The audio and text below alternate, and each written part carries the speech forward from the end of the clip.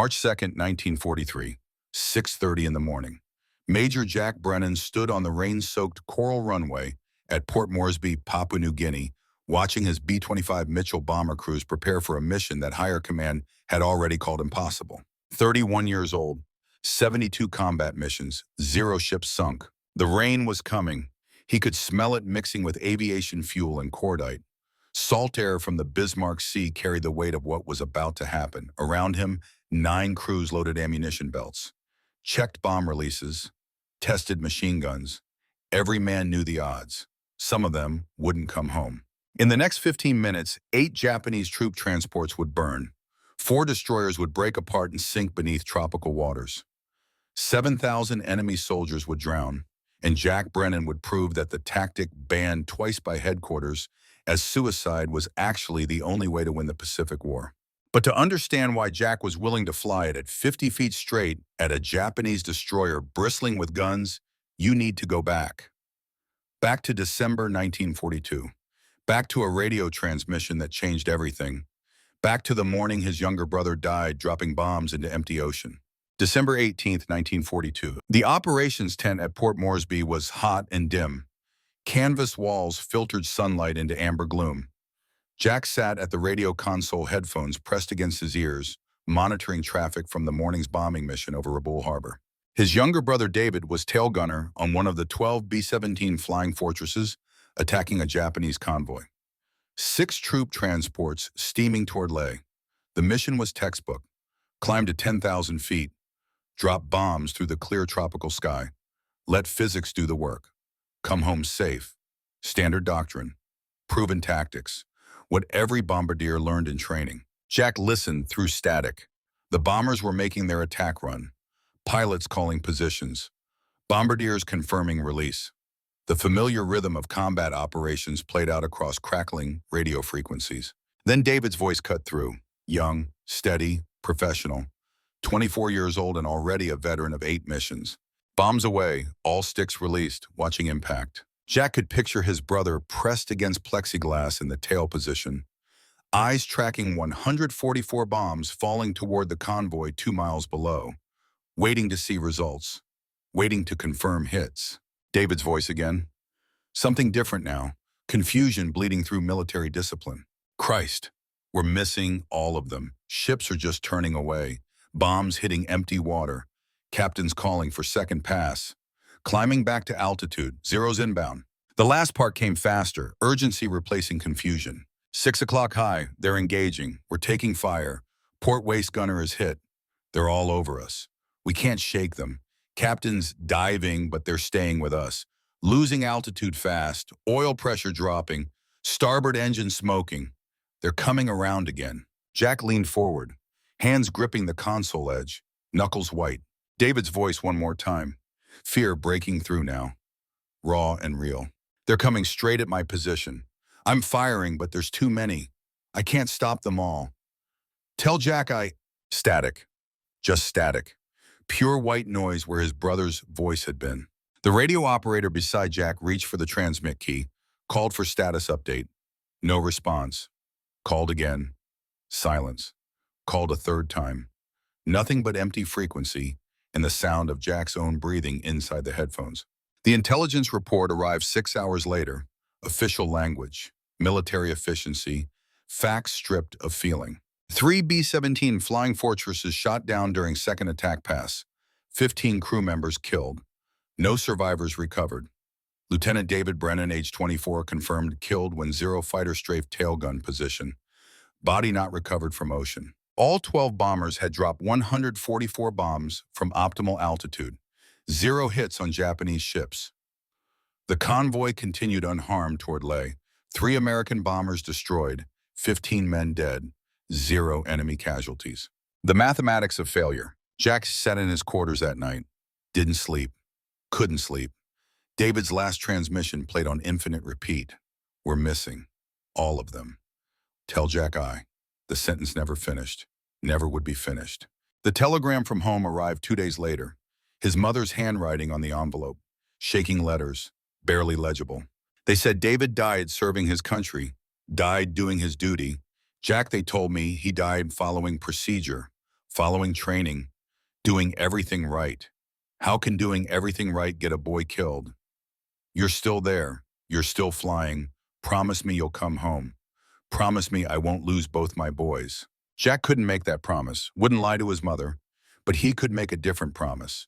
One David would never hear but might understand if he could. He pulled out his journal, leather-bound notebook from flight school, wrote by flashlight because the generator was down and the barracks were dark and the words needed to come out. David died dropping bombs into empty ocean, died following doctrine that doesn't work. High-altitude bombing hit rate is 3%. 97% of the time we make noise and lose brothers. I heard him die over the radio. Heard his last words. We're missing. All of them. Command says continue high-altitude missions. Follow procedure. Do what's proven. I'm done following procedures that kill people. There has to be a better way. And I'm going to find it or die trying. He closed the journal, sat in darkness, made a decision that would change naval warfare forever. The mathematics of death. 3 weeks after David died, Jack requested access to every bombing record 5th Air Force had compiled since April 1942. 8 months of missions, hundreds of attacks, thousands of bombs dropped. The statistics told a story command didn't want to hear. Hit rate against moving ships 3%. 3 bombs out of every 100 dropped actually struck a target. The other 97 exploded harmlessly in empty ocean while Japanese captains watched and maneuvered and sailed on. The physics problem was elegant and brutal. A 1,000-pound bomb dropped from 10,000 feet took 37 seconds to fall. In those 37 seconds, a destroyer traveling at 30 knots covered 380 yards, more than 3 football fields. The bombardier aimed at where the ship was. The bomb hit where the ship used to be. Every competent Japanese captain understood this. They watched American bombers climb to altitude, calculated trajectories from aircraft position and altitude, turned their vessels away from predicted impact zones. Simple geometry, basic physics, unbeatable mathematics. American crews returned with perfect bombing photographs, tight patterns, near misses, bombs bracketing targets. But photographs didn't sink ships, and the war kept grinding forward at a cost measured in American blood. Jack's squadron had lost 4 B-25s in the past month trying to hit convoys. 40 men dead, not from bad luck or poor training, from tactics that didn't account for physics and time and ships that could move faster than bombs could fall. The human cost made the numbers worse. Japanese anti-aircraft gunners were professionals. They had 37 seconds to track bombers at altitude, 37 seconds to calculate lead, 37 seconds to bracket formations with flak. By the time American bombs fell, half the attacking squadron was burning. High-altitude bombing was supposed to be safe. Stay above enemy fire. Drop weapons. Go home. That's what doctrine promised. That's what training taught. That's what got David killed. Command's response to failure arrived as a memo dated January 15, 1943. Jack read it until he had it memorized. Continue high-altitude bombing operations. Improve bombardier training. Tighten formation discipline. Casualties are acceptable given strategic objectives. Acceptable. The word sat in his mouth like copper. Acceptable to who? Not to David's mother. Not to 40 families receiving telegrams. Not to the next 40 who would get them if nothing changed. But complaint wasn't action. Anger wasn't innovation. If high-altitude tactics didn't work, someone needed to find what did. Something radical, something dangerous, something nobody had tried because everyone said it was impossible. General Kenny's proposal. November 1942. General George Kenny, commanding 5th Air Force. Reputation as pragmatist. Results-oriented. Didn't care about doctrine if doctrine didn't win battles. He'd been watching the same statistics Jack studied. Came to the same conclusion. High-altitude bombing against ships was theater. Expensive, deadly, ineffective. Kenny called squadron leaders to briefing at Port Moresby headquarters. Jack attended as operations officer. Sat in back, listened. Kenny walked to the front, pulled back curtain on tactical diagram, spoke without preamble. We're losing the air war against Japanese shipping, not from lack of courage. God knows our crews have courage. From tactics that don't work. Bombing from altitude gives ships too much time to maneuver. We drop bombs into empty ocean and lose aircraft to flak. That ends now. He pointed to the diagram. Showed a bomber approaching a ship at wave height. A bomb skipping across water like a flat stone. Skip bombing. Fly at 50 feet. Release 300 yards from target. 5-second delay fuse. Momentum carries the weapon into the hull. Bomb skips once or twice, then detonates on contact. Catastrophic damage below the waterline. One bomb, one kill. The room erupted, voices overlapping, objections flying. Jack sat quiet, listened to chaos. That's suicide. Japanese destroyers carry everything from 127mm main guns to machine cannons. Every weapon can track a bomber at 50 feet. One solid hit, and we cartwheel into the sea. No bailout, no survivors, just death. We'd be flying straight at ships while every gun fires at us. That's not tactics, that's murder. Kenny let them vent, waited for silence, then spoke again. Voice calm, matter of fact. You're right, it's dangerous. Some won't come back. But what we're doing now doesn't work either. Watching brothers die, dropping bombs into empty ocean, following doctrine with 3% success, playing safe and losing the war. He paused, looked around the room. I need volunteers, men willing to test this. Prove it works or prove it doesn't. But we can't keep doing what we're doing. Silence. Nobody moved. The theory sounded good. In practice, it meant flying into concentrated fire at altitude where one hit meant instant death. Jack raised his hand. Every head turned. Kenny nodded. Major Brennan, you're volunteering? Yes, sir. My brother died following safe doctrine. I'd rather die testing something that might work. Kenny studied him, saw something in Jack's eyes. Determination, anger, purpose beyond self-preservation. Understood. You'll train a unit, develop tactics, prove the concept. If it works, we expand across 5th Air Force. Kenny didn't finish the alternative. Everyone knew what failure meant at 50 feet. Jack left the briefing with a mission. Make skip bombing work or die trying. Either way, David's death would mean something. The Pruth, December 1942 through February 1943. 3 months of secret practice. Kenny found them a target. The SS Pruth, 4,700-ton steamer run aground on Nader Reef in 1924.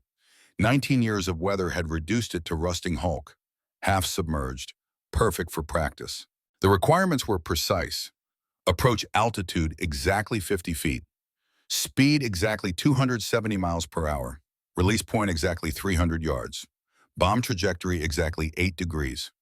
Delay fuse exactly 5 seconds. Miss any variable and the bomb would skip over the ship, or detonate short, or sink without exploding. Margin for error measured in feet and fractions of seconds. Jack flew first practice run himself. Dawn on December 20th. Took off in darkness. Flew low over ocean.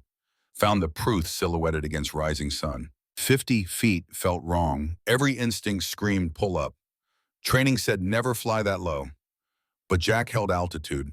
His co-pilot Tom Benz called distances. 1,000 yards, 800, 600, 400, 300. Jack pressed bomb release. Aircraft lurched upward. The weapon tumbled forward, hit water nose first, skipped once, twice, sailed over the Pruth, detonated 300 yards beyond in column of white water. First attempt, total miss. By end of that day, 12 practice runs, 0 hits.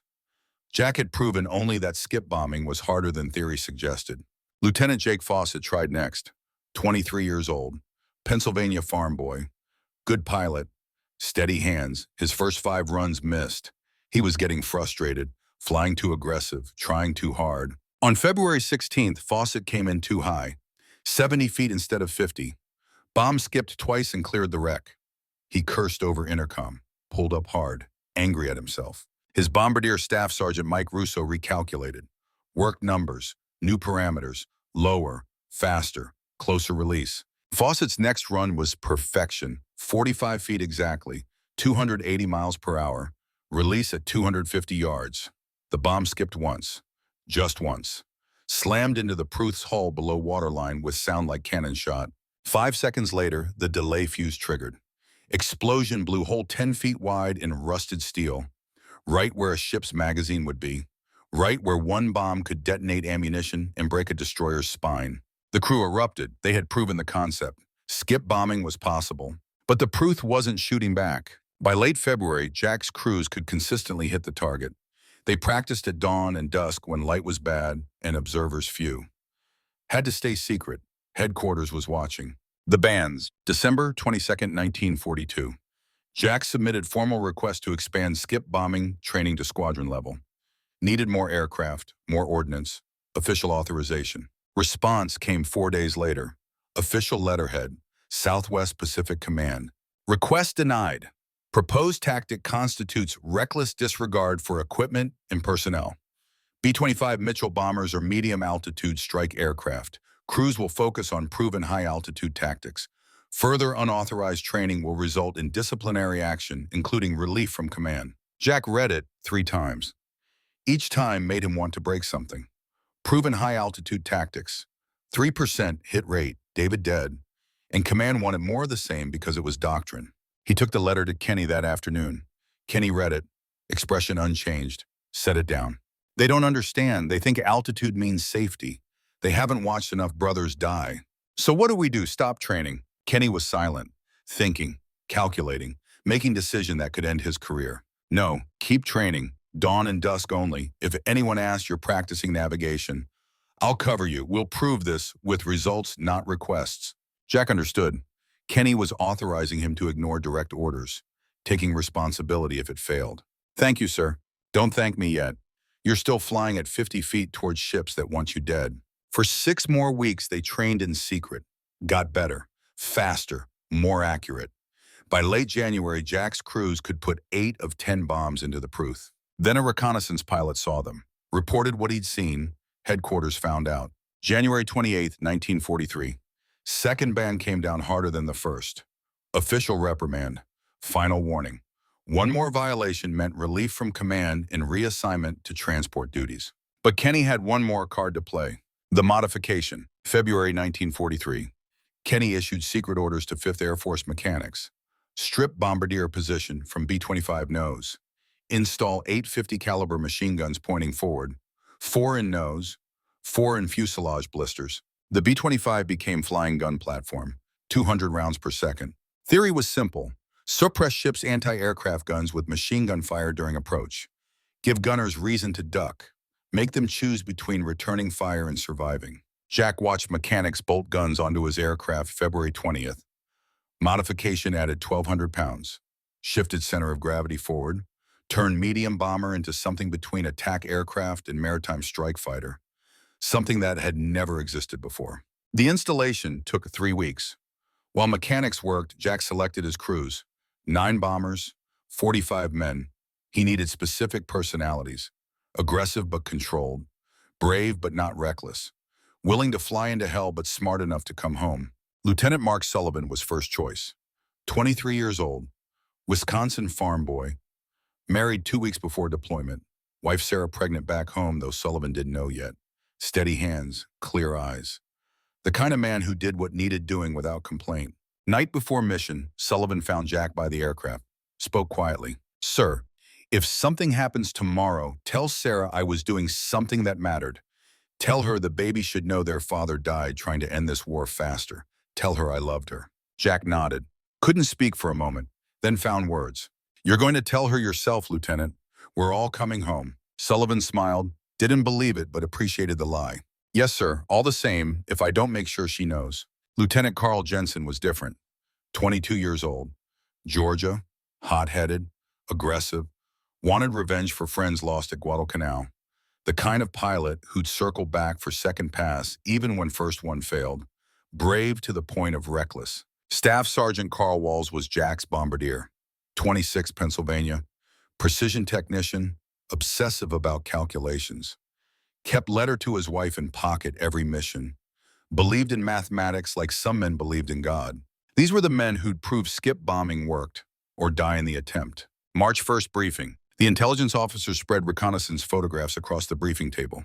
Dawn pictures from Australian aircraft. Clear images. Undeniable reality. Japanese convoy spotted steaming through Bismarck Sea. 8 troop transports in 2 columns. 8 destroyers screening flanks. Destination Leh, estimated 7,000 troops plus artillery and ammunition. He paused. Let that sink in. Every man in the room knew what those numbers meant. If these transports reach Leh, we're looking at another Buna. 6-month campaign. 5,000 Allied casualties. Maybe more. These ships cannot reach their destination. Jack studied the photos. 8 fat transports sitting low in water, fully loaded. 8 destroyers with enough firepower to shred his entire squadron. Standard response would be high-altitude bombing, send B-17s at 10,000 feet, drop bombs, hope for 3% hit rate, lose bombers to flak, watch transports sail on. Jack had different plans. I want permission to use skip bombing, 9 B-25s, low-altitude attack. We can sink those transports. The intelligence officer started to object. Kenny cut him off. Major Brennan has been developing skip bombing tactics for 3 months. This is their chance to prove it works. I'm authorizing the mission. He turned to Jack. You've got 9 aircraft, 1 shot. Prove it or we never try it again. Jack nodded, started planning coordination. Australian Beaufighters would strafe first, distract anti-aircraft gunners. B-17s would bomb from altitude, force evasive maneuvers, break up formations. Then his B-25s would come in at 50 feet, skip bombs into hulls, kill shots while defenders were distracted. Everything had to work perfectly. Timing, coordination, execution. One mistake and the whole squadron could die before reaching release point. The briefing lasted 2 hours. By end, every pilot knew their role. Every bombardier knew their target. Every gunner knew their job. Then new reconnaissance photos arrived. The intelligence officer went pale, studied images, looked up slowly. We have a problem. Latest photos show convoy has double destroyer escort. Not 8 destroyers, 16, 2 full destroyer squadrons. Silence in the room. Absolute silence. 16 destroyers meant 192 main guns plus hundreds of machine cannons. They'd tear the formation apart. So recommend abort.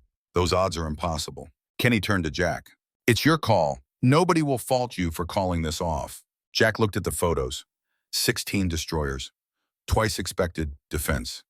He thought about David, about Sullivan's pregnant wife, about Wall's letter to his wife, about 7,000 Japanese soldiers who'd land at Leh if the convoy got through. He thought about 3% hit rate, about 40 men lost last month, about doctrine that didn't work. Then he made his decision. We're going. High-altitude tactics failed for 8 months. Skip bombing is untested, but it's got better odds than what we've been doing. If we abort 7,000 enemy soldiers land, Allied forces dig them out with blood. My brother died because we played it safe. These crews believe skip bombing works. I'm not asking them to follow me into hell. I'm asking them to follow me through it. Kenny studied him, then nodded. Wheels up in 15 minutes. Takeoff. 7:45 in the morning. 9 B-25 Mitchell bombers took off into gray sky, rain threatening, storm coming. Jack led them out over the Bismarck Sea, flying at 30 feet, low enough that spray spattered windscreens, low enough that Japanese radar couldn't track them. Radio silence. Enemy monitored all frequencies. One transmission and the convoy would know they were coming. Jack's hands were steady on the controls. Tom Benz in the co-pilot seat running through checklist. Behind them, Walls prepared bomb release. Engineer Sergeant Ray Martinez monitored engines. Gunners checked ammunition. Sullivan's bomber flew wing position to Jack's right. Jensen to the left. 7 more aircraft spread behind in loose formation, each separated by 200 yards, close enough to maintain contact, far enough that one burst of flak couldn't take down 2 bombers. 90 minutes to target. Jack thought about David's last transmission. We're missing. All of them. Thought about his mother's letter. Promise me you'll come home. Thought about the statistics. 3% hit rate. 38% casualty rate for tail gunners. Thought about 16 destroyers waiting ahead. The mathematics didn't favor survival, but mathematics hadn't accounted for skip bombing, for flying at 50 feet, for attacking during formation phase, for doing what had never been done before. At 8:52, Jack spotted smoke on horizon, black diesel exhaust from 16 ships steaming in formation. The Japanese convoy, 8 transports carrying 7,000 soldiers, 16 destroyers bristling with guns. Between Jack and them, 380 yards of open water, 15 minutes that would change naval warfare forever. He keyed throat microphone once, leg signaled to tighten formation. His wingmen acknowledged with single clicks. The rain started. Heavy tropical downpour.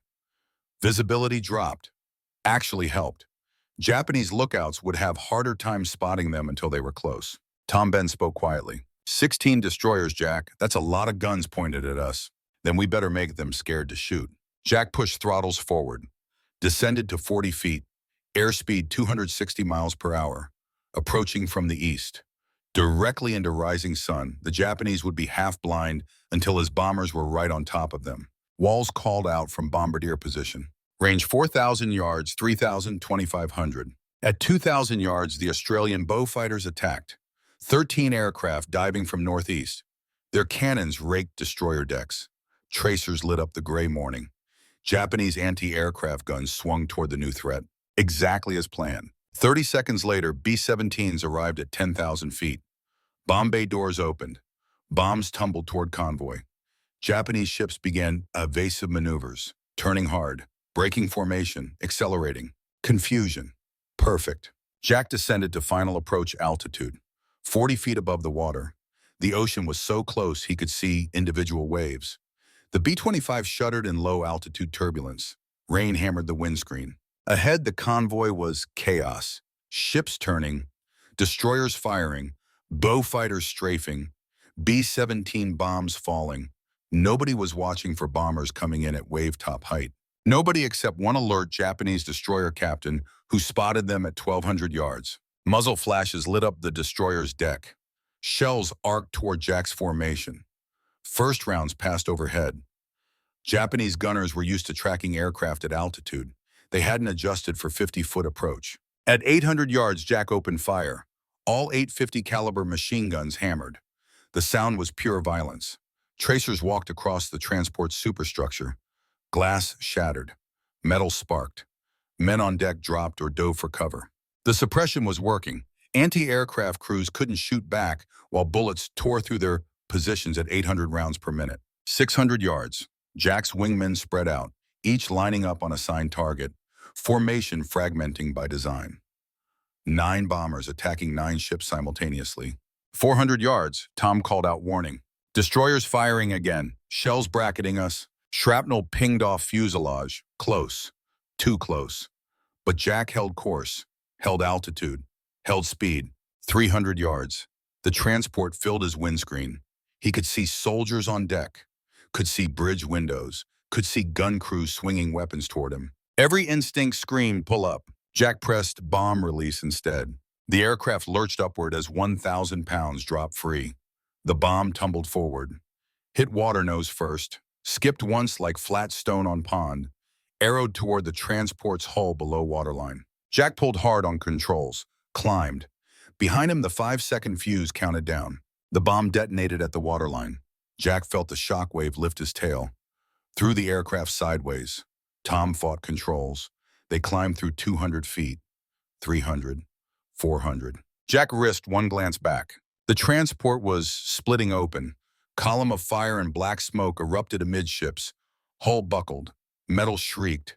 Secondary explosions rippled through superstructure as the ammunition cooked off. The ship listed hard to port, already taking water through massive hole in her side. Soldiers were jumping overboard, dozens of them, hundreds. Tiny figures abandoning a dying ship. One bomb, 15 seconds from release to catastrophic damage. Skip bombing worked. To Jack's right, Sullivan's bomber pulled up from its own attack run. Another transport burning. To the left, Hayes hit a destroyer.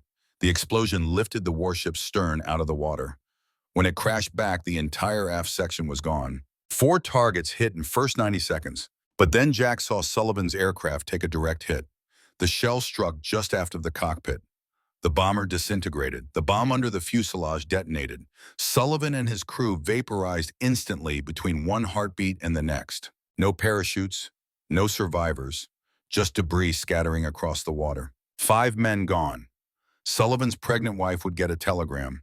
Their baby would never know their father. Jack had no time to process it. The battle was still happening. More bombers attacking, more ships burning, more men dying. He'd proven skip bombing worked. Now he had to survive long enough to tell someone. Sullivan's bomber disappeared in a ball of orange flame. One moment it was there pulling up from its attack run with a transport burning behind it. The next moment it was debris, metal fragments spinning through rain and smoke. The bomb under the fuselage had detonated on impact with the shell. No explosion could be survived from that close. No crew could bail out that fast. 5 men gone between heartbeats. Sullivan's wife Sarah waiting back in Wisconsin for letters that would never come. Their baby who would grow up with photographs instead of a father. Jack forced his eyes forward, forced his mind to focus. Grief was a luxury for later. Right now, 7 more bombers were pressing attacks against 16 warships. Right now, men were depending on him to lead them through hell and out the other side. The radio crackled. Lieutenant Carl Johnson's voice, steady despite the chaos. Lead aircraft, this is Johnson. I have the convoy flagship. Making my run now. Jack keyed his microphone, kept his voice level. Copy, Johnson, you're clear. Watch for crossfire from portside destroyer. Roger that. Jack banked hard right, gave himself distance from the convoy. Needed to see the battle unfolding. Needed to make decisions. His own attack was complete, 1 transport splitting apart. But 8 more ships remain, 7 bombers still in the fight. Through the rain and smoke, he watched Johnson line up on the lead transport, the biggest ship in the convoy. 700 feet long, sitting low in the water under the weight of 1,500 troops and their equipment. The vessel every other transport followed, killed the flagship, and the convoy lost coordination. Johnson's approach was textbook, 50 feet exactly, 270 miles per hour. Machine guns blazing, tracers walking across the transport's superstructure like horizontal rain. The forward guns were doing their job. Japanese anti-aircraft crews were diving for cover instead of returning fire. But not all of them. This was the flagship. The crew was more experienced, more disciplined, more willing to die at their posts. They kept shooting, 20-millimeter cannons, heavy machine guns, even rifles, desperate fire from desperate men. The air between Johnson's bomber and the transport became solid with tracers, crisscrossing lines of light in the gray morning, death measured in fractions of inches. Johnson held his course, didn't flinch, didn't deviate. At 300 yards, he released. The bomb dropped clean, skipped once across the water, punched through the transport's hull just forward of the bridge. The delay fuse gave it time to penetrate 3 decks before detonating. The explosion tore through the ship from inside. Fire erupted from cargo holds. The blast broke the transport's spine. The vessel sagged in the middle, began folding in on itself like a book closing. Men were burning on deck, jumping into the sea, trailing smoke as they fell. The smell of burning flesh and diesel fuel carried on the wind even through the rain. Johnson pulled up hard. His bomber cleared the transport's mast by 20 feet, climbed into gray sky, trailing smoke from hits to his port engine. But he was flying. He was alive. His crew was intact. 1 more transport destroyed, 2 down, 6 to go. Jack scanned for his other bombers, found Lieutenant Paul Warren making his approach on a transport in the starboard column. Warren was older, 27, Texas farm boy with steady hands and ice water in his veins. The kind of pilot who didn't panic when things went wrong. Things were about to go very wrong. Warren's approach brought him past a destroyer that had finally adjusted its fire for low-altitude targets. The Japanese gunner was good, professional, patient. He waited until Warren was committed to his attack run, waited until the bomber couldn't maneuver without aborting, then opened fire. 20-millimeter shells tore through Warren's port wing. Fuel streamed from ruptured tank. Dark liquid trailing behind the aircraft like blood and water. The wing was shredding, pieces of aluminum skin peeling away in the slipstream. Warren should have aborted, should have climbed away, saved his crew, tried to make it home on one engine. Instead, he held course, held altitude, held speed. The transport was 200 yards ahead. Close enough. He could make it. 150 yards. His keel pilot, Lieutenant Dave Miller, was already reaching for the fire suppression controls, ready to flood the wing with foam the moment Warren released the bomb. Warren pressed the release at 100 yards. Closer than doctrine said, closer than safe. But his aircraft was dying and he knew it. The bomb skipped once, struck the transport below the waterline. Perfect hit despite the chaos. Warren banked hard right, trailing fire now, flames licking back from the ruptured fuel tank. Miller activated suppression. White foam sprayed across the wing. The fire died, went out. The bomber was still flying, barely, one engine coughing. Wing full of holes. Fuel gauge dropping toward empty. But Warren was alive. His crew was intact. The transport behind them was sinking. 3 transports destroyed in 6 minutes. Jack's tactics were working. Skip bombing was proving itself with burning ships and drowning soldiers. But the cost was mounting. Sullivan dead, Warren's bomber crippled, and the Japanese were learning. A destroyer on the far flank had turned to face the bombers. Its captain had finally understood what was happening, had recognized the threat, was positioning his ship to intercept the next attack. Lieutenant Carl Jensen didn't see the trap, or if he saw it, he didn't care.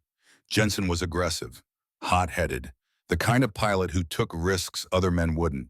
Sometimes that made him brilliant, sometimes it made him dead. Jensen's first approach was wrong. Jack saw it immediately. The angle was too shallow, speed too high. The bomb would skip too many times, would clear the target completely. Jack keyed his radio, tried to warn him. Jensen wave off. Your angle is wrong. Pull up and come around. Jensen's response was clipped, frustrated. Negative, I can make this work. He couldn't. The bomb skipped 3 times, cleared the destroyer Jensen was targeting, detonated harmlessly 300 yards beyond the convoy. A perfect explosion hitting empty ocean. Jensen pulled up, circled back. Jack's voice came through the radio immediately. Jensen, you're clear. Break off. Don't go back. The destroyers are tracking you. They're waiting. Jensen's response carried an edge. Pride, stubbornness, the refusal to fail. Negative lead. I didn't come 8,000 miles to miss, going around for second pass. Jack knew what was about to happen. Knew it with sick certainty. The Japanese destroyer had tracked Jensen through his entire turn, had calculated his likely approach vector, was waiting. Guns trained on the exact point where Jensen would have to commit. But Jensen wouldn't abort, couldn't abort. Something in him required completion, required success, even if success meant death. Jack watched helpless as Jensen set up his second approach.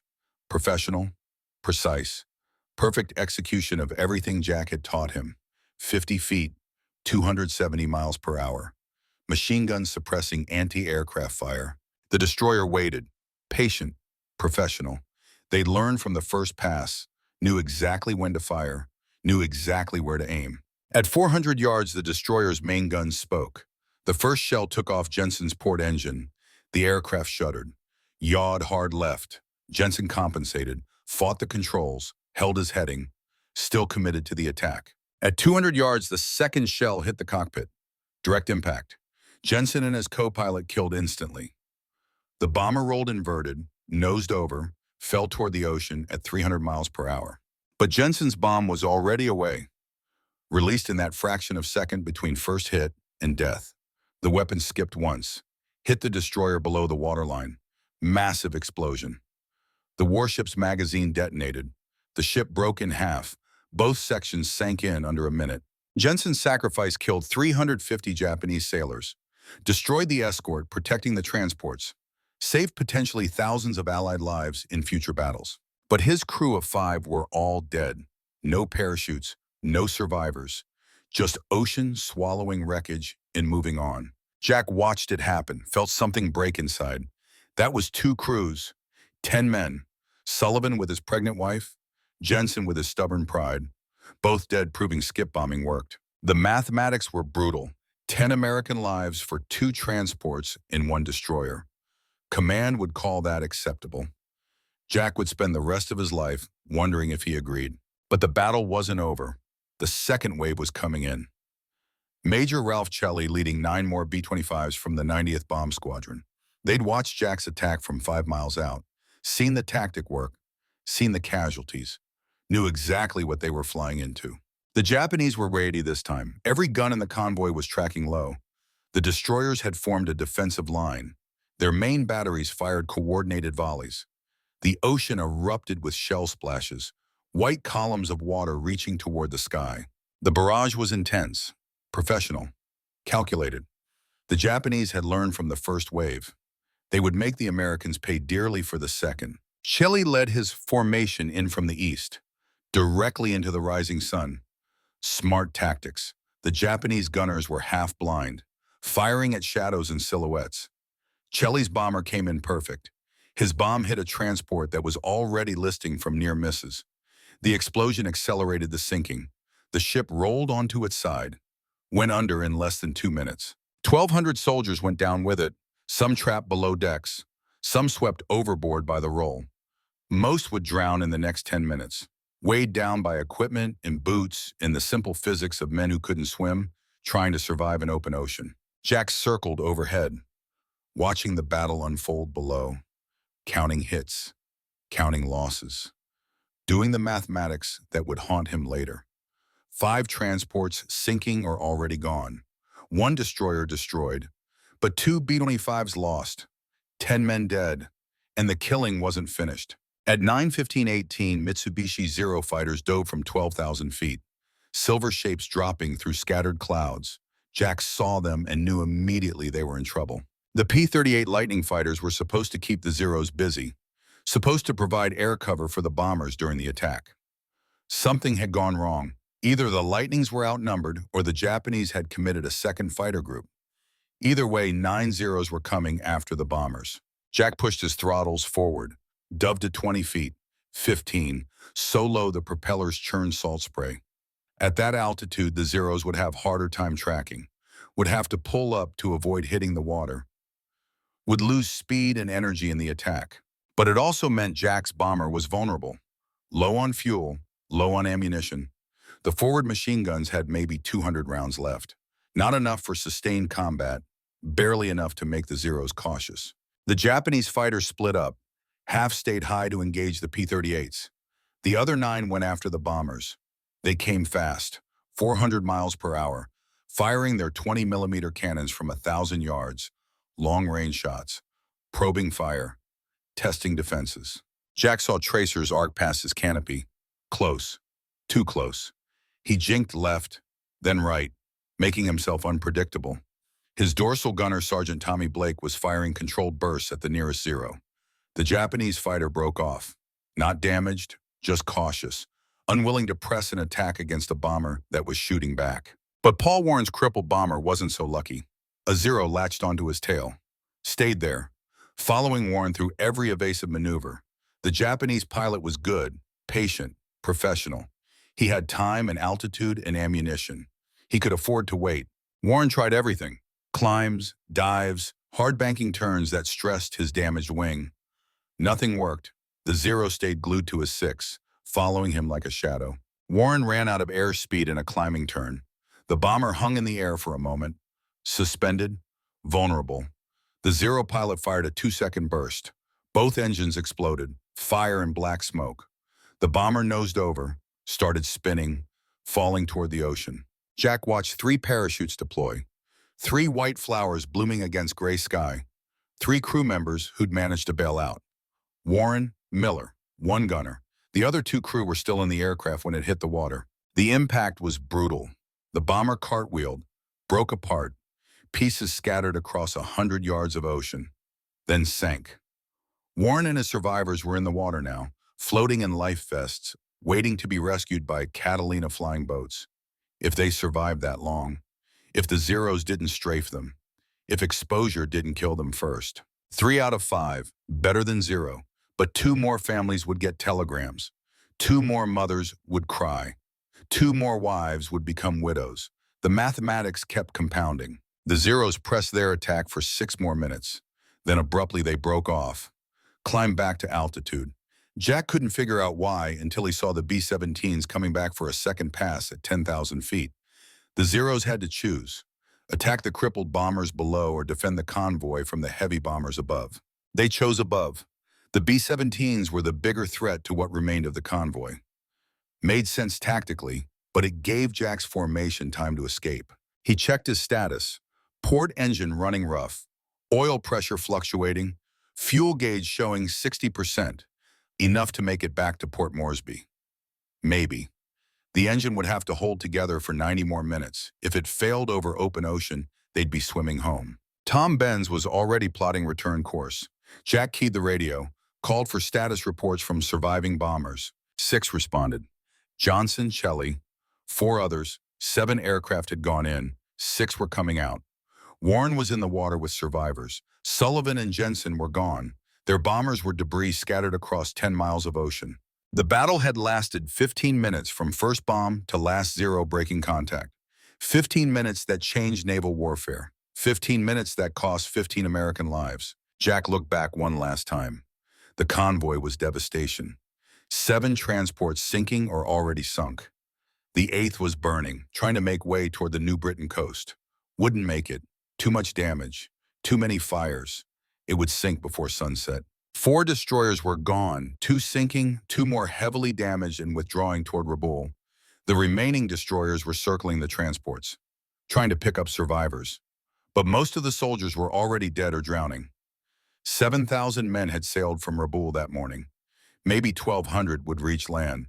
The rest were dying in the water. Jack turned for home, set course southwest. Port Moresby was 90 minutes away. The port engine was shaking badly now, temperature gauge climbing into the red.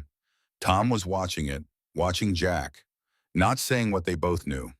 The engine could fail any minute. When it did, they'd have one good engine and a long swim ahead. But the engine held, coughing, sputtering, running on hope and momentum.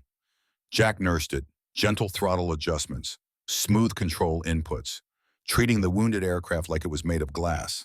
They crossed the southern coast of New Guinea at 1100 hours. Port Moresby was visible ahead. The coral runway, the operations tent, home, safety, survival. Jack landed at 11:17. The runway was lined with ground crews. Mechanics, intelligence officers. Word had spread. The convoy had been hit hard, but nobody knew the full cost yet. The landing gear touched coral. The bomber settled. Jack cut the engines. The sudden silence after 9 hours of mechanical roar was deafening. He sat in the cockpit, hands still gripping the controls, couldn't seem to let go. Tom was silent beside him. Neither man moved. They'd been flying for almost 4 hours, fighting for 15 minutes. It felt like years. The debrief would last 2 hours. Intelligence officers asking the same questions different ways. How many ships hit? How many sinking? How many bombs released? How many aircraft lost? The officers were building a picture from fragments, trying to understand what had happened, trying to quantify success and failure. 9 bombers had attacked. 6 returned. Sullivan gone. Jensen gone. Warren in the water with 2 crew members dead. 15 men total. Against that, 7 transports confirmed sunk. 2 destroyers destroyed. 2 more heavily damaged. The reconnaissance photos arrived at 1300 hours. An Australian Beaufighter had photographed the convoy from 15,000 feet at noon. The images told the story Jack's tired mind couldn't articulate. 8 transports, 7 confirmed sunk or sinking. The 8th beached on the New Britain coast. Burning, would sink by evening. 4 destroyers sunk, 2 severely damaged and withdrawing. Total time from first attack to last ship down was 3 hours. General Kenny arrived at Port Moresby at 1600 hours. Flew in from headquarters, walked directly to the operations tent, spread the reconnaissance photos across the briefing table, didn't congratulate anyone, didn't shake hands, just pointed at the burning transport beached on the coast. Finish it. Australian Beaufighters will make another run at dusk. Nothing reaches Ley. Nothing. Then he added something that would haunt Jack for 54 years. PT boats will patrol the area for the next 72 hours. Any survivors in lifeboats or swimming, eliminate them. Japanese have machine-gunned our aircrew in parachutes. We return the favor, no quarter. The tent went silent. Absolute silence. The kind that presses against eardrums. Jack felt his stomach turn. 7,000 soldiers. Most would drown, but some would reach lifeboats. Some would swim toward land, and American PT boats would hunt them, kill them in the water, shoot men clinging to wreckage, strafe lifeboats, turn the Bismarck Sea into a killing ground. Kenny saw Jack's expression. His voice went flat, hard. You have a problem with that order, Major. Jack thought about Japanese atrocities. Bataan Death March, treatment of prisoners, beheading captured pilots, medical experiments. The Japanese had earned this, earned it with cruelty and barbarism, eye for an eye, blood for blood. But he also thought about men drowning, helpless, being shot while clinging to debris. The war had rules, Geneva Conventions, standards, lines that shouldn't be crossed. Except the Japanese had crossed those lines first, and war had a way of dragging everyone down to the lowest level. Had a way of making monsters of men who thought they were better. Jack's response came out quieter than he intended. No, sir, no problem. But that was a lie, and he knew it. And Kenny probably knew it too. But orders were orders. War was war. And sometimes winning required becoming what you were fighting against. Kenny left. Jack sat it with his crew. Walls spoke first. The bombardier's voice was careful, measured. Sir, we signed up to sink ships, not shoot swimmers. Jack didn't have a good answer. Didn't have any answer that would make this right. He settled for honesty. We signed up to win a war. Sometimes that's not clean. Sometimes that's not honorable. Sometimes it's just necessary. Martinez, the engineer, pressed, pushed, needed to understand. Is it necessary? Jack didn't answer. Couldn't answer. Because he genuinely didn't know. The mathematics said yes. The morality said maybe. His conscience said nothing that made sense. What he did know was that over the next 3 days, PT boats would kill approximately 1,500 Japanese survivors, some in lifeboats, some swimming, some clinging to wreckage. American sailors would follow orders, would do what command demanded, would kill enemy combatants who no longer had weapons, who no longer posed threat, who were just men trying not to drown. And Jack Brennan would spend the next 54 years wondering if he was responsible, wondering if proving skip bombing worked justified what came after, wondering if there was a difference between winning and becoming what you fought against. The second strike launched at 17:30, 9 fresh B-25s targeting the beach transport. Jack didn't fly. His bomber needed a new engine. Instead, he stood on the runway, watched the aircraft take off into the setting sun, heading toward the wreckage of the convoy, heading toward survivors who thought the worst was over. The strike returned at 2000 hours. The beach transport was gone, sunk at its mooring. The 2 damaged destroyers trying to withdraw had been caught. Both hit, both sinking. The Japanese had started this operation with 16 ships.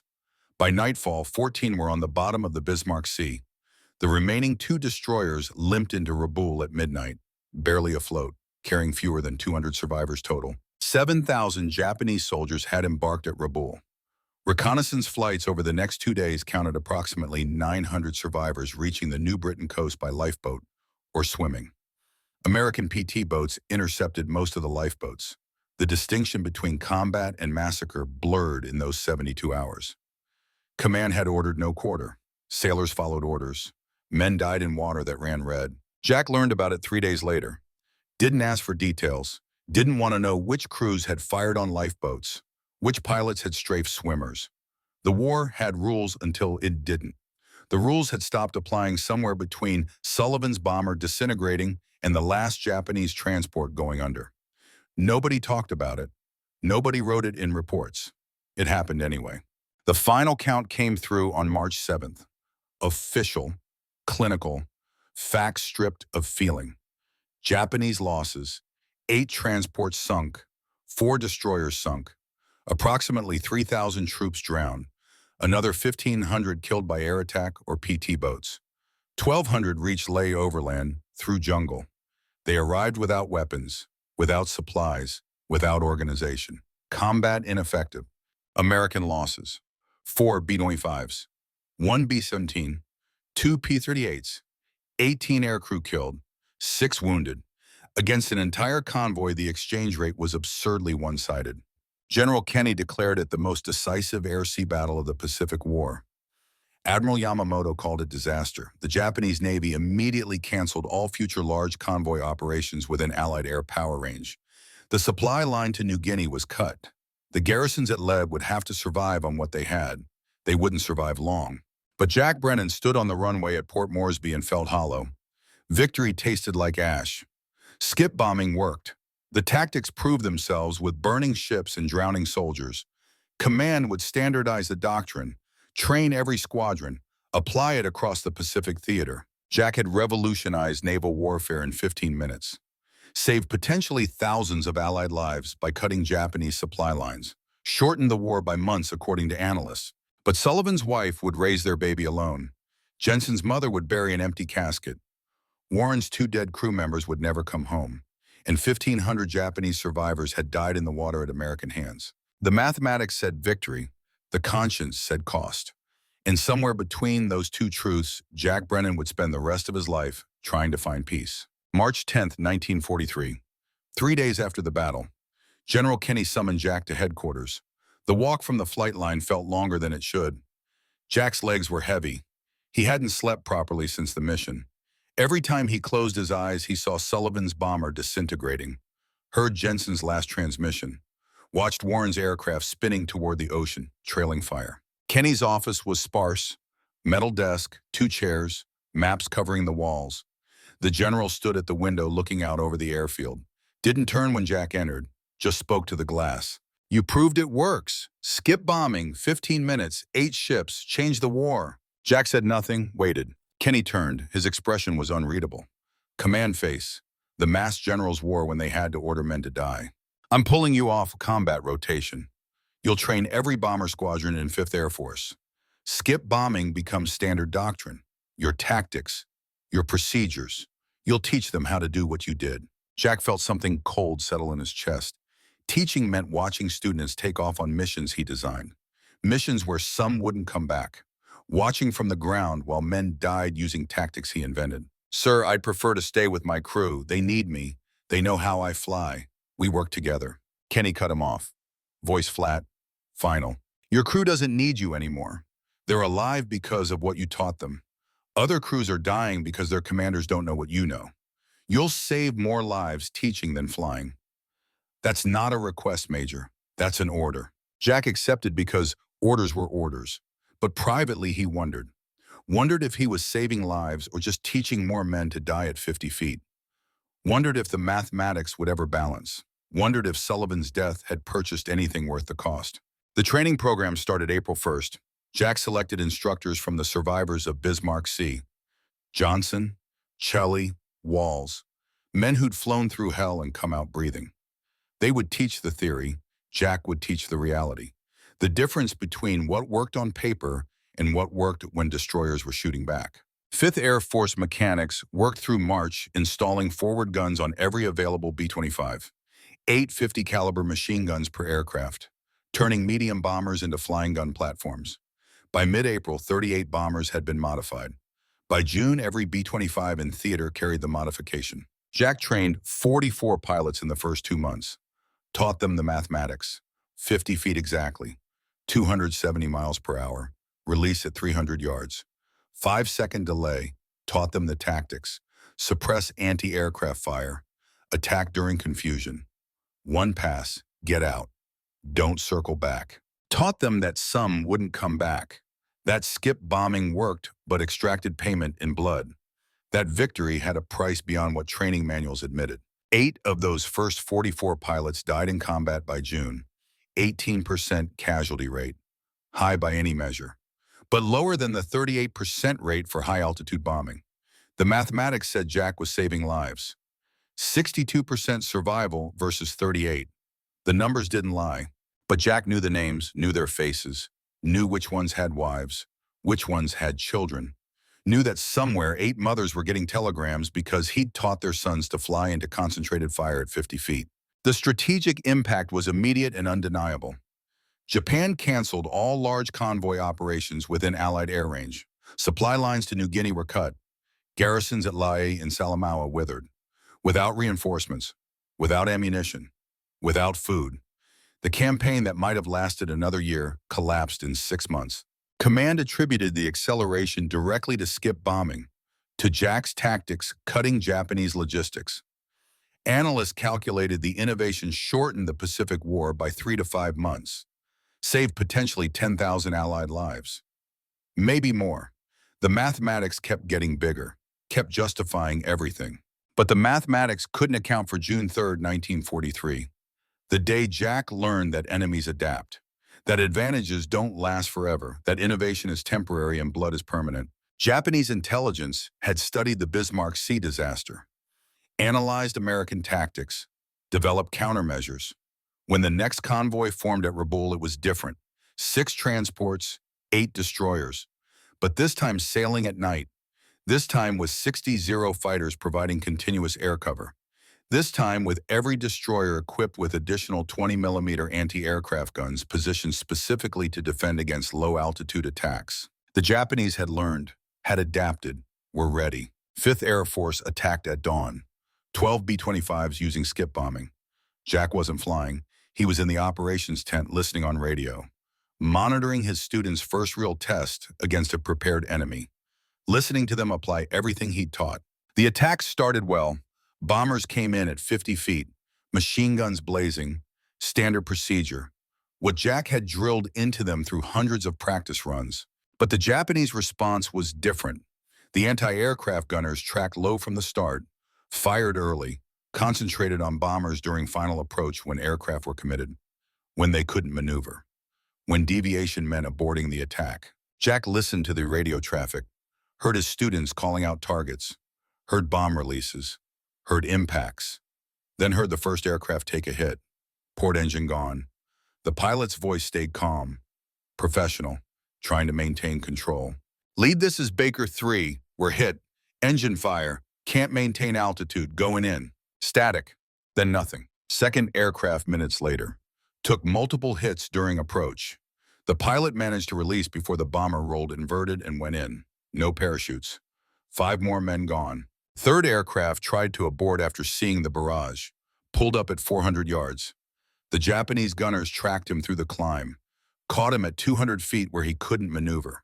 Shells tore through the cockpit. The bomber fell like a stone. The results came through 3 hours later. Reconnaissance photos, battle damage assessment. Jack stared at the numbers until they blurred. Japanese losses. 2 transports hit. 1 sinking, 1 damaged, 1 destroyer damaged. The convoy continued to its destination. American losses. 3 B-25s shot down, 15 men killed, 5 wounded. The exchange rate had shifted dramatically. In March, it had been overwhelmingly in American favor, 8 ships for 4 bombers. In June, it was almost even, 2 ships for 3 bombers. The advantage Jack had created was evaporating. He sat in the operations tent long after the reports were filed, listening to silence, thinking about 15 students dead because the tactics he'd taught them no longer worked as well, because enemies adapted faster than doctrine, because war was evolution, and whoever stopped evolving died. Kenny found him after dark, sat down without invitation, was silent for a long moment, then spoke quietly. "Brennan, you all right?" Jack didn't know how to answer that. Wasn't sure what all right meant anymore. Settled for honesty. "I just got 15 more men killed, sir. My tactics, my doctrine. Japanese adapted in 3 months. The advantage lasted 90 days. Cost 25 men total. Sullivan, Jensen, Warren's 2 crew, 15 today. How many more before we adapt back?" Kenny was quiet, thinking, then responded with the logic that made him a general, and Jack just a major. "You saved 3,000 lives at Bismarck Sea, cut Japanese supply lines, changed the war. Yes, enemy adapts. That's what enemies do. We adapt back. You'll refine the doctrine. More forward guns, more armor, better suppression. Evolution, not revolution." Jack wanted to believe him, wanted the mathematics to make sense, wanted to believe that 25 dead purchased something worth more than 25 lives. What if I'm just teaching men to die faster? Kenny's response was harder, colder. The mathematics of command stripped of emotion. Statistics don't lie, Jack. Even with today's losses, skip bombing has killed 4.5 ships per bomber lost. High-altitude bombing kills 0.3 ships per bomber. Your tactics are 15 times more effective. Yes, some die, but many more live. That's command. That's war. The mathematics work even when the conscience doesn't. He stood, left Jack alone with numbers that were true but felt like lies. The training program continued because orders were orders. By July 5th, Air Force mechanics installed additional armor, increased forward guns to 1450 caliber machine guns per bomber, added more suppression fire, made approaches faster, made releases closer. By November 38, B-25s attacked Rabaul Harbor in largest skip bombing raid of the war. Results justified the evolution.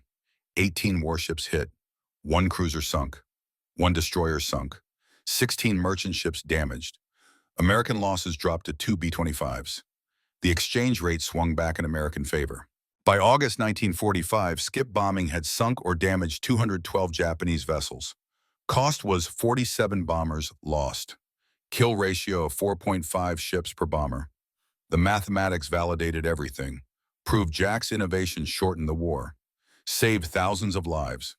Changed naval warfare doctrine worldwide. Jack trained 62 pilots through the war. 18 were killed in action. 23 wounded. Total casualty rate, including wounded, was 66%.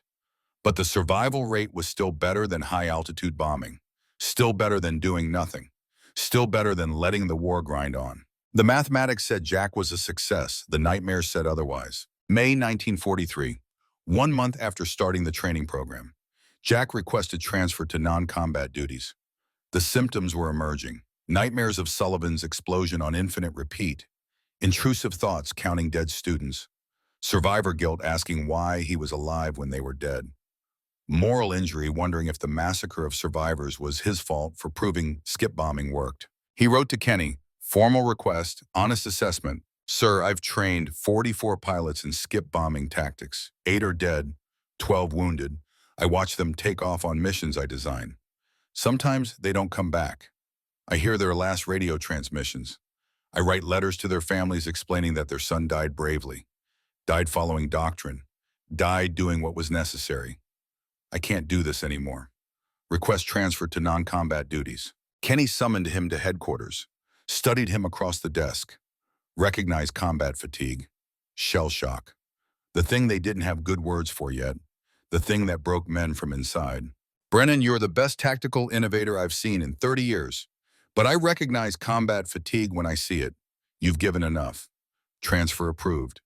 Transport command, C-47s. No combat, no skip bombing, no more watching students die. You've earned rest. Kenny offered promotion to lieutenant colonel twice. Jack refused both times. Didn't want recognition. Wanted to finish the war and go home. Wanted the nightmares to stop. Wanted to forget Sullivan's face and Jensen's voice and the sound of Warren's bombers spinning toward the ocean. September 1945. Japan surrendered. Jack mustered out 3 months later. Carried Distinguished Flying Cross, 2 air medals, Purple Heart for shrapnel wounds nobody talked about, carried ghost nobody could see. He returned to Sacramento, age 33, married Helen Mitchell in October 1946. She was a trauma nurse at the VA hospital, treated returning airmen, understood combat stress without needing explanations. Their first conversation happened in the hospital cafeteria. She'd seen him sitting alone, staring at coffee going cold. You have that look, like you're still at war. Jack met her eyes, saw understanding there, something he hadn't seen in civilian faces, something that came from witnessing trauma professionally. I taught men tactics that saved thousands, also got some of them killed. How do you reconcile that? Her answer was simple, honest, the thing he needed to hear. One day at a time, with help. They married 6 months later, had 2 children. David Michael Brennan, born 1948, named for his uncle. Sarah Catherine Brennan, born 1950, named for Sullivan's wife who Jack had never met, but whose letters he'd read in Sullivan's personal effects. The children gave him purpose beyond the war, beyond the nightmares, beyond the mathematics that never balanced. He built a life around them. Construction management, safety obsessive. Nobody dies on my sites, not from preventable causes, not if I can help it, not like Sullivan, not like Jensen, not like the 15 students who died in June. From 1947 to 1997, Jack never spoke publicly about skip bombing, never gave interviews, never wrote memoirs, never attended reunions. When asked about the war, his answer was always the same. I flew bombers in the Pacific, trained some pilots, did my job, that's all. His children didn't learn details until after his death. David remembered his father's nightmares. 3 in the morning, hearing his dad downstairs, his mother going to him, quiet voices, sometimes names. Sullivan, Jensen, Warren, names the children didn't recognize, names their father never explained. Military historians tried to interview Jack in the 1960s, wanted to document skip bombing development, wanted his perspective, his insights, his story. He refused every request. I did what was necessary, others did more. Talk to them. In 1970, the Navy wanted to honor him. Special ceremony, i.e., recognition for changing naval warfare. Jack declined. Honor the men who didn't come home. They paid the higher price. The nightmares never stopped. Helen would find him some nights sitting in the kitchen, 2 in the morning, coffee untouched, staring at nothing. She'd sit with him, hold his hand, wait until he could speak. I see them, Sullivan, Jensen, Warren, the 15 who died in June. I taught them to fly at 50 feet, taught them to attack ships.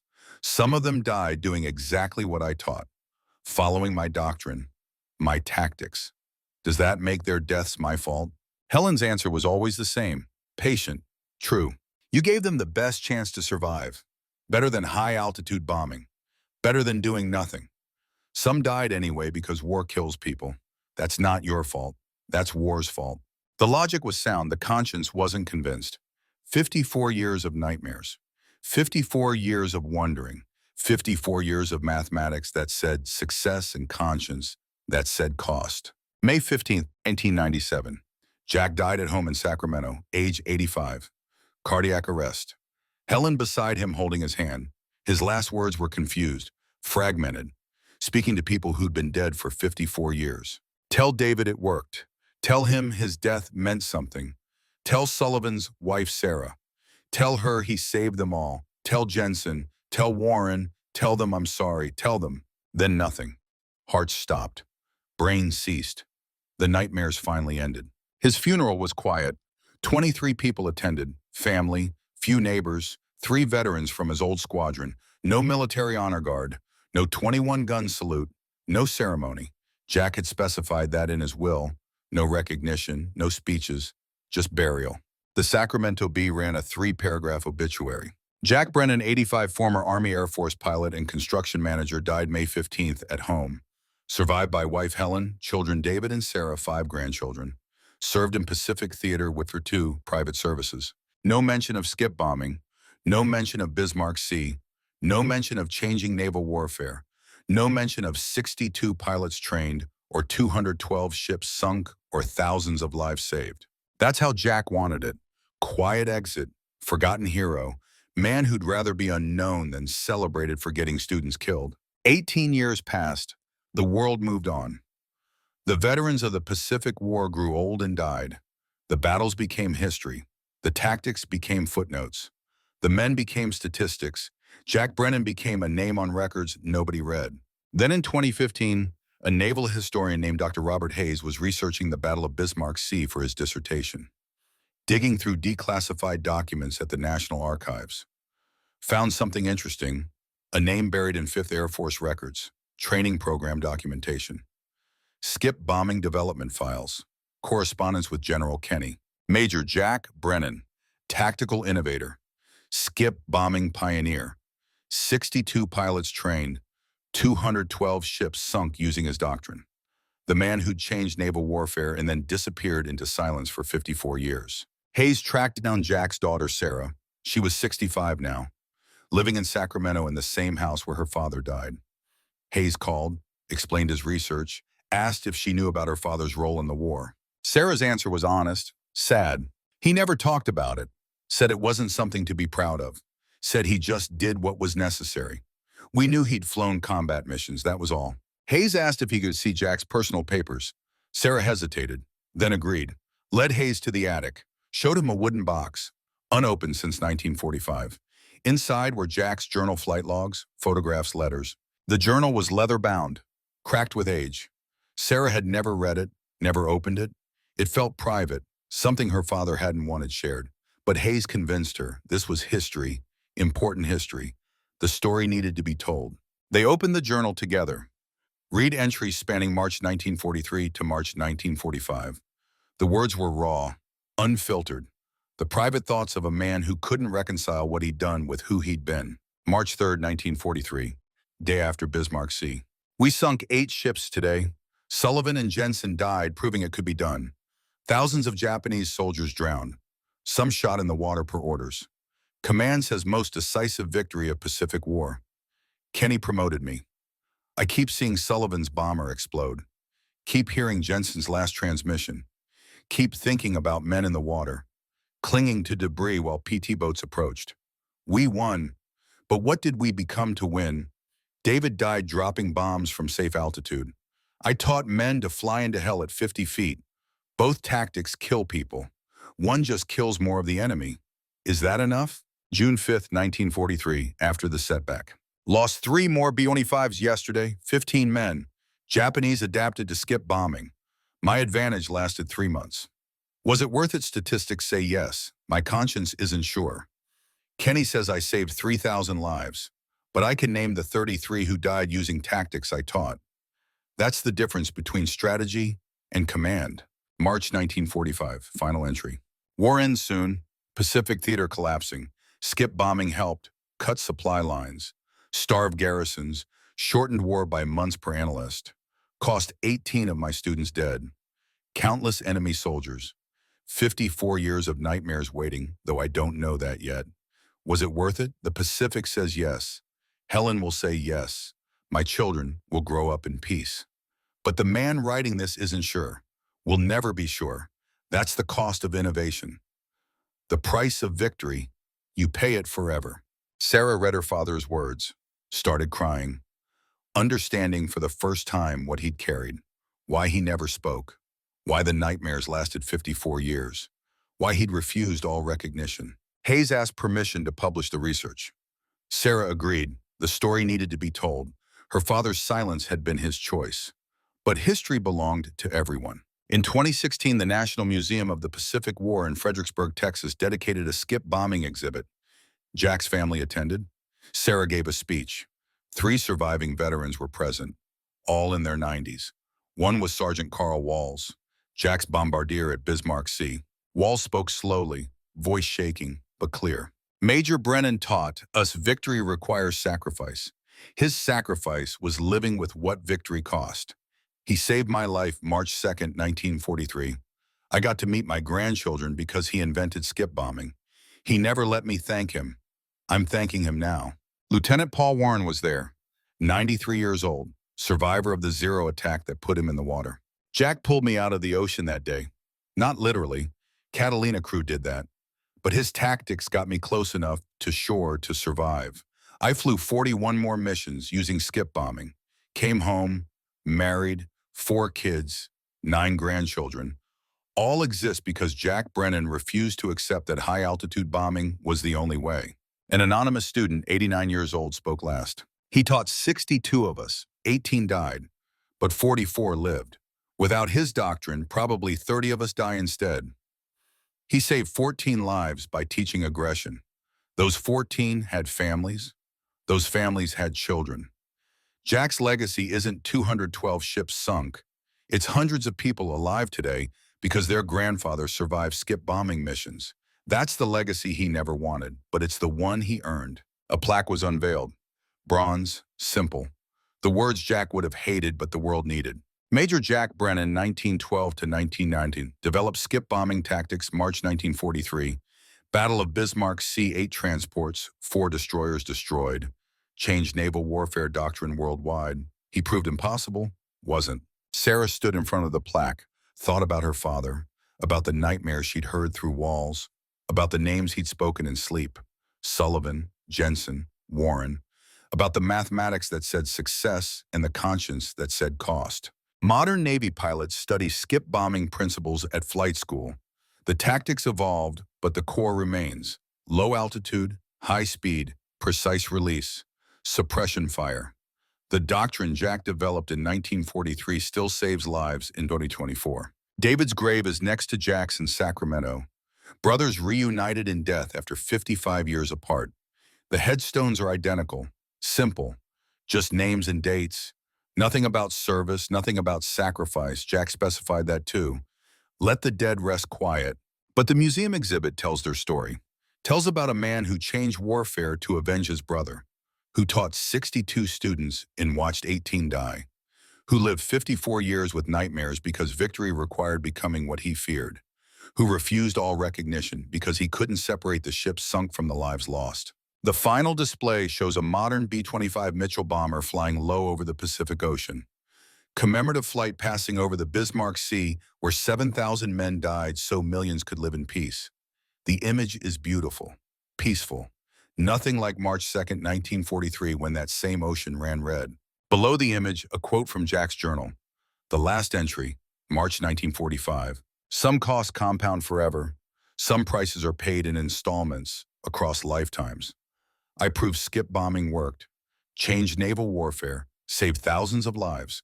Cost was 25 students, countless enemies, and 50 years of knowing that innovation and death are sometimes the same thing. Would do it again because mathematics don't lie. Wouldn't do it again because conscience doesn't either. Both are true. That's the paradox of command. The weight of necessary actions you wish you'd never had to take. Sarah read those words. Understood her father finally. Understood why he stayed silent, why he refused recognition, why the nightmares never stopped. Victory has a price. Sometimes that price is paid in blood during battle. Sometimes it's paid in nightmares for 54 years after. Jack Brennan paid both. Paid them fully. Never complained, never sought sympathy, just carried the weight until weight became too much and his heart stopped. The exhibit ends with a list of 62 names, the pilots Jack trained, 18 marked with stars, the students who didn't come home, Sullivan, Jensen, 15 others, each name a life, each life a family, each family a choice between mathematics that said necessary and conscience that said cost. Jack Brennan taught us impossible wasn't, taught us victory requires sacrifice, taught us some sacrifices echo across lifetimes, taught us the highest form of heroism is carrying weight of necessary actions you wish you'd never had to take. He proved skip bombing worked in 15 minutes over the Bismarck Sea, spent 54 years proving that some victories cost more than statistics measure. Both lessons matter. Both truths endure. The museum closes at sunset. The exhibits go dark. The plaques fade to shadows. But somewhere in the darkness, Jack Brennan's legacy persists, not in bronze or displays, in the hundreds of descendants of 44 students who came home, in the doctrines still taught at flight schools, in the understanding that innovation requires courage, and courage requires cost, and sometimes the cost is paid forever. March 2nd, 1943 lasted 15 minutes. The payment lasted 54 years. Both numbers are accurate. Both truths are real. That's the story of Jack Brennan. That's the cost of changing history. That's the price of proving impossible wasn't. The end.